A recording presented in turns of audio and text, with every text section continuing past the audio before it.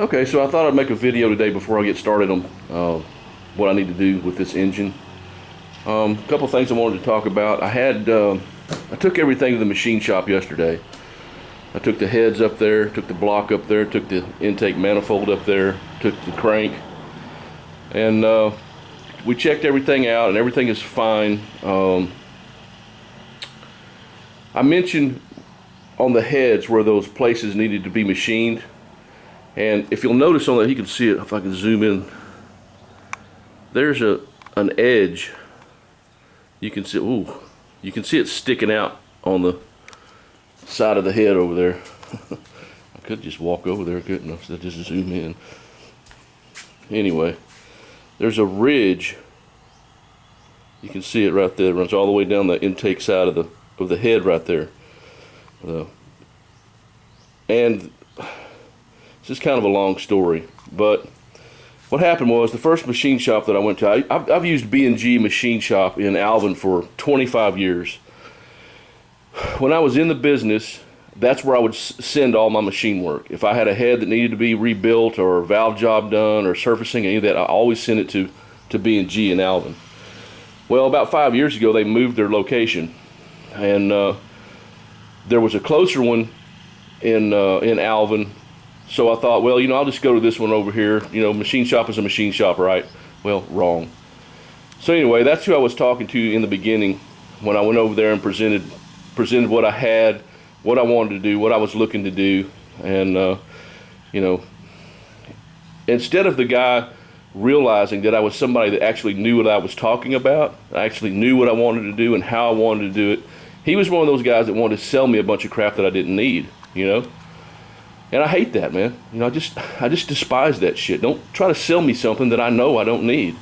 Well, this guy ended up trying to sell me a set of zero gap rings, stainless steel file to fit zero gap rings for this daily driven 1999 Chevy Blazer. Rings are about $400, and I was just like, why? I'm not building a freaking funny car here, I'm just trying to do a re-ring and put this thing back together so my wife can drive it. That's it. That's all this is. But it seemed like the more information that I had to offer about what I was wanting to do, the more he tried to sell me a bunch of crap that I knew I didn't need. And I was just like, what the fuck, man? So I just finally said, to hell with this. I'm going to drive to B&G, and I'm going to talk to the people that I've been doing business with for 25 years.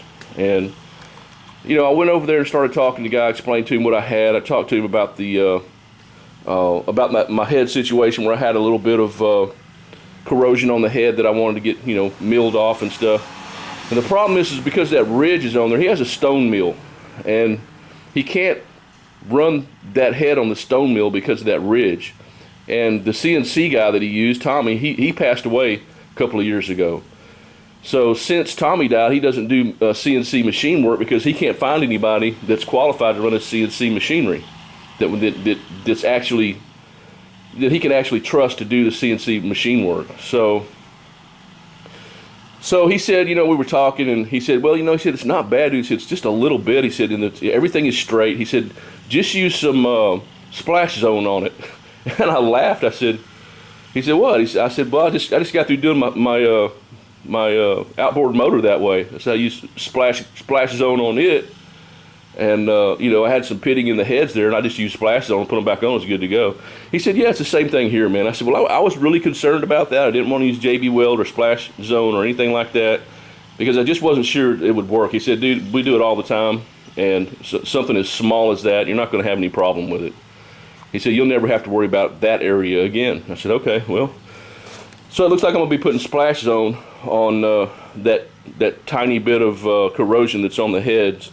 And the block is good. He said, don't worry about the block. You can't even feel it. So it's good to go. The crank mics out good. It's round. It's straight. There's no problem with the crank.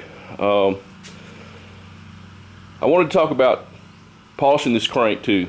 I haven't done the front main journal on this thing. And you can see those look like little bands on there or something. Let me turn this light off here. I'll just turn it around. I'll be able to see it a little better. You can see like a dark place in the middle there. It's kind of hard to see, but thought you'd be able to see it better. Anyway, you can see kind of a band in the middle of the journal there, and you can see it looks like little tiny rings, microscopic rings going around the crank like it's scored. That's really not scoring. What that is over a period of time, oil breaks down. Okay, we change our oil because oil breaks down. It turns into mud eventually, right? Turns into carbon buildup. What happens if you think of oil like little ball bearings, like molecular ball bearings? Really small, tiny ball bearings. Okay, what happens is that under a certain amount of pressure, those ball bearings will shear right in half. When that happens, it loses its lubrication protection ability. It loses its ability to lubricate, okay? And it becomes sludge in the engine. And over a period of time, that sludge or deteriorated oil or broken down oil will impact the metal. It will actually go into the pores of the metal over a period of time. And that's what you're seeing there. That's why this is a darker color than, say, this one right here, the ones that I've already polished, okay? You can actually tell it's hard to see through the view screen, but you can actually see this is kind of a tannish brown color on this journal, and these are all bright and polished. So what you want to do is you just want to take your 1500 Scotch-Brite, which is right here. See, right, this just regular store-bought Scotch-Brite, and you cut you out a piece that fits the journal, and then you just wrap it around the journal. You grab both ends of it, and you just start pulling back and forth, and you just slowly work all the way around the journal, and it'll take off all that impacted waste oil out of the crank surface. And that's what you want to do. You want to get this thing polished back again, do a micro polish on it. It's simple to do. Don't use anything other than Scotch-Brite. Don't use emery cloth or any of that crap. Get Scotch-Brite, because you may have problems if you don't.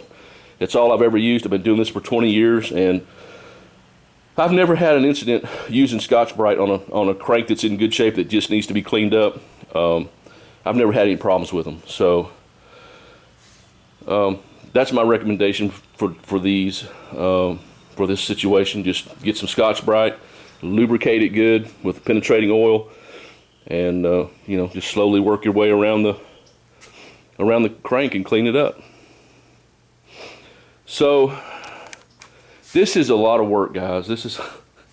Guys and gals, this is a lot of work. It really is. I haven't even started on the heads yet. The heads are all cleaned. I've got everything cleaned up except that pile of stuff over there off my wife's car. That's all got to be cleaned and painted. And unfortunately for me, I am a perfectionist. It's got to be done exactly right. It's got to look exactly right, or I'm not happy with it. So I've got to clean up all that stuff. I've got to paint everything. What I usually do is I get everything ready to paint, sand and clean everything, get it ready to paint, and then I'll come back and apply the paint. So that's what I'm going to do in this case. I'm not just going to paint the intake and then next day I'll paint the oil pan and anything else that I need aluminum painted. I'll do it all at once. I get everything I'm going to paint aluminum ready to paint, and I put it up and paint it. So that's how I like to do this stuff. Now, making these videos, there's probably a lot of stuff that I'm missing, because there's a lot of stuff that you don't think about, like the oil galleys here. A lot of people might want to try to chamfer the oil galleys, and there's ways you can do that. You can get some 1500 grit sandpaper and get a rubber hose and wrap that paper around that rubber hose and just work that rubber hose back and forth over that oil gallery, and you can do a little bit of chamfer work that way. I don't really mess with it.